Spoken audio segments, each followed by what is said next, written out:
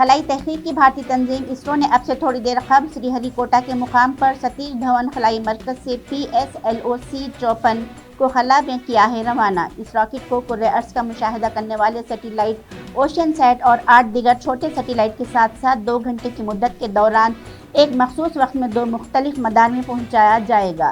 سائنسدان اور اسرو کے مقام پر ناظرین مختلف مداروں میں پے لوڈ کے پہنچنے کی مدت کا مشاہدہ کرنے کے ہیں منتظر۔ سرکار نے پارلیمنٹ کے موسم سرما کے اجلاس سے پہلے 6 دسمبر کو تمام پارٹیوں کی ایک بلائی ہے میٹنگ میں سرکار اجلاس کے دوران دونوں ایوانوں کی کارروائی خوش اسلوبی سے چلانے کے لیے تمام سیاسی پارٹیوں کی حمایت کرے گی۔ حاصل سینٹرل انفارمیشن کمشنر ادے مہیورکر نے ہدایت کی ہے کہ ان کے حکم کی ایک کاپی مرکزی وزیر قانون کو مناسب کارروائی کے لیے بھیجی جائے تاکہ تمام مذاہب کے پادریوں اماموں کی ماہانہ تنخواہوں کے معاملے میں آئین آرٹیکل 25 سے 28 تک یکساں طور پر کیا جا سکے گا لاگو۔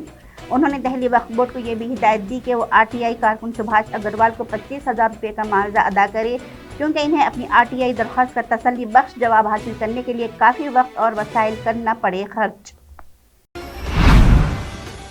سہارنپور کے کئی تاجروں کی رہائش گاہوں اور اداروں پر انکم ٹیکس کے چھاپے ہفتے کو مسلسل تیسرے دن بھی رہے جاری۔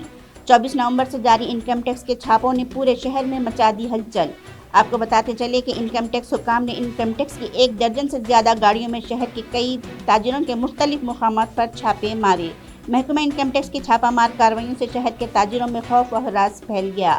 ان تاجروں میں سے کئی پراپرٹی ڈیلنگ کا بھی کرتے ہیں کام۔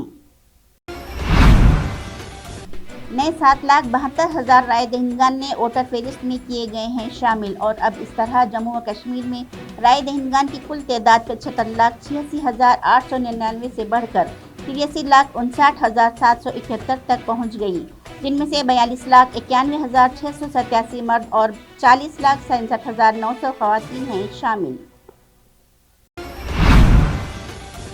ارجنٹینا کے خلاف یادگار جیت کے بعد سعودی عرب میں جشن کا ہے ماحول۔ اس جیت کو 3 دن ہو گئے لیکن وہاں کے لوگ ابھی بھی اس کا منا رہے ہیں جشن۔ منگل 22 نومبر کو جیت کے بعد سعودی عرب کی حکومت نے اگلے دن بدھ کو سرکاری تعطیل کا کر دیا اعلان۔ سعودی عرب کے ولیعہد شہزادہ محمد بن سلمان ال سعود نے ان کھلاڑیوں کے لیے بڑا تحفہ کار دینے کا کیا ہے اعلان۔ برازیل سے 2 اسکولوں میں فائرنگ کا واقعہ آیا ہے سامنے۔ اسکولوں میں ہوئی فائرنگ میں 3 لوگوں کی ہو گئی ہے موت۔ مقامی میڈیا سے بات کرتے ہوئے عہدیداروں نے کہا کہ بلٹ پروف جیکٹ پہنے ایک شوٹر نے جنوب مشرقی برازیل کے 2 اسکولوں میں گھس کر 2 ٹیچرز اور ایک طالب علم کو گولی مار کر دیا قتل اور 11 دیگر کو کر دیا ہے زخمی۔ سینئر اداکار وکرم گوکھلے نے ہفتے کی سے پہر پونے کے ایک اسپتال میں آخری سانس لی۔